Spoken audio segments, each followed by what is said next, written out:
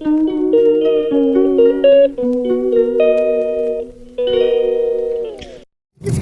Guys, welcome back to നമ്മൾ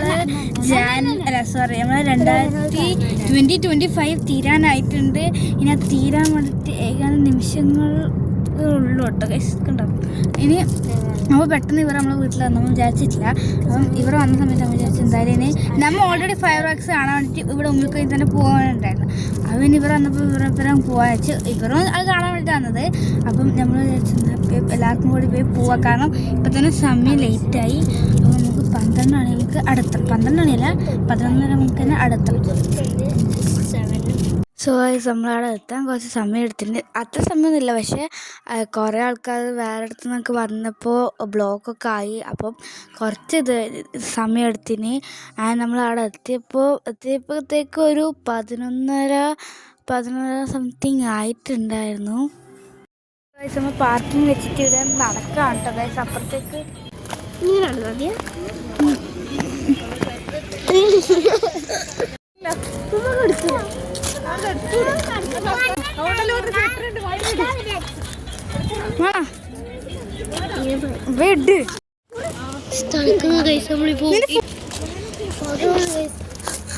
അത്രക്കൊന്നുമില്ല. നമ്മൾ അവിടെ എത്തിയപ്പോൾ ഏത് സ്ഥലത്താണ് ഇത് പൊട്ടുന്നത് നമുക്കറിയില്ല. ഇങ്ങനെ എല്ലാ സൈഡും ഇങ്ങനെ ഈസ്റ്റ് വെസ്റ്റ് സൗത്ത് നോർത്തൊക്കെ ഇങ്ങനെ മാറി ഇങ്ങനെ വെച്ചുകൊണ്ടിരിക്കുകയാണ്. കാരണം ഏത് സമയത്ത് എവിടെ പൊട്ടാന്നറിയില്ല. പക്ഷെ നമുക്ക് ഒട്ടും പ്രതീക്ഷയില്ലാത്തതാണ് ഈ മരത്തിൻ്റെ ഇപ്പുറത്തുള്ള സ്ഥലം.